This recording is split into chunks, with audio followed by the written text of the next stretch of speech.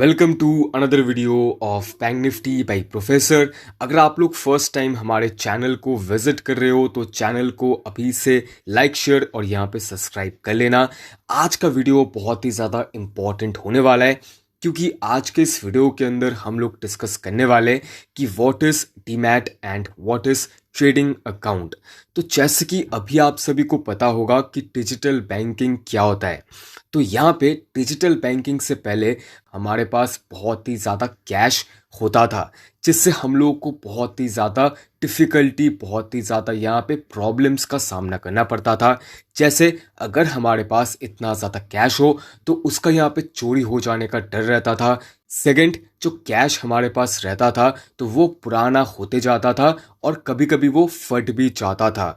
और थर्ड, जो most important problem था कि कभी कभी क्या होता था कि ये जो कैश है वो यहाँ पे गुम हो जाता था। लेकिन जब यहाँ पे डिजिटल बैंकिंग आ गया तो ये सब जो प्रॉब्लम्स था, ये सब जो यहाँ पे डिफिकल्टी था, हमारे दिमाग से वो हट गया।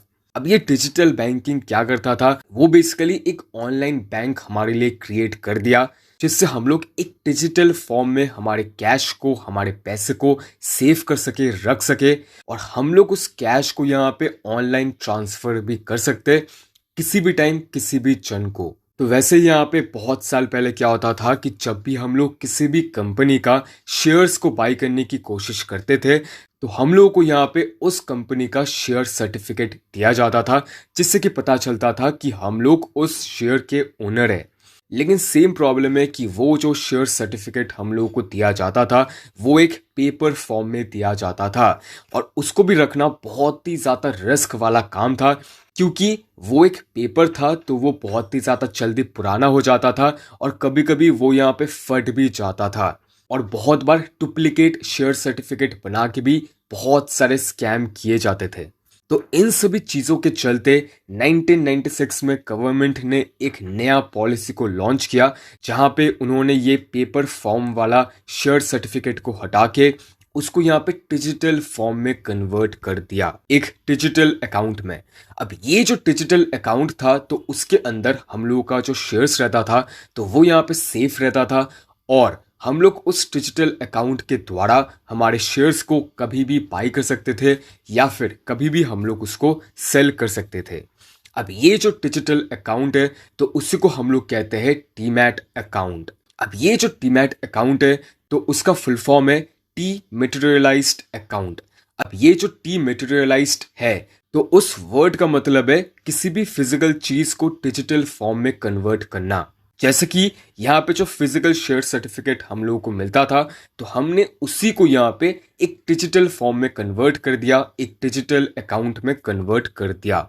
अब ये जो डीमैट अकाउंट है तो वो यहाँ पे एक डिपोजिटरी कंपनी के साथ लिंक होता है। अब हमारे इंडिया में सिर्फ और सिर्फ 2 डिपोजिटरी कंपनीज हैं जहाँ पे हम लोग अपने डीमैट अकाउंट को ओपन कर सकते हैं।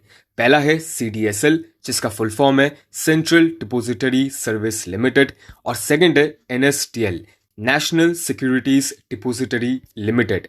लेकिन यहाँ पर भी एक प्रॉब्लम है कि हम लोग कभी भी अपने डीमैट अकाउंट को डायरेक्टली इन सब डिपोजिटरी कंपनीज के अंदर ओपन नहीं कर सकते।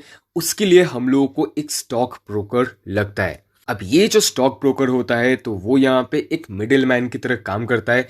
वो हमारे डीमैट अकाउंट को CDSL या फिर NSDL के अंदर ओपन कर देता है हमारे बिहाफ में। जैसे फॉर एग्जाम्पल मान के चलो अभी यहाँ पे जीरोधा एक स्टॉक ब्रोकर है तो वो यहाँ पे CDSL के साथ लिंक है। तो जब भी हम लोग यहाँ पे जीरोधा के अंदर अपना अकाउंट ओपन करेंगे तो वो यहाँ पे हमारे डीमैट अकाउंट को CDSL के अंदर ओपन कर देगा।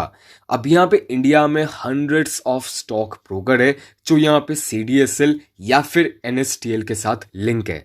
अब देखो यहाँ पे डीमैट अकाउंट सिर्फ बनाने से नहीं चलता, बल्कि और एक अकाउंट लगता है जिसको हम लोग कहते हैं ट्रेडिंग अकाउंट। ये जो ट्रेडिंग अकाउंट होता है तो वहीं पे हम लोग बाई सेल करते हैं शेयर्स को, और ये जो डीमैट अकाउंट होता है तो वो एक सेफ्टी डिपॉजिट की तरह काम करता है।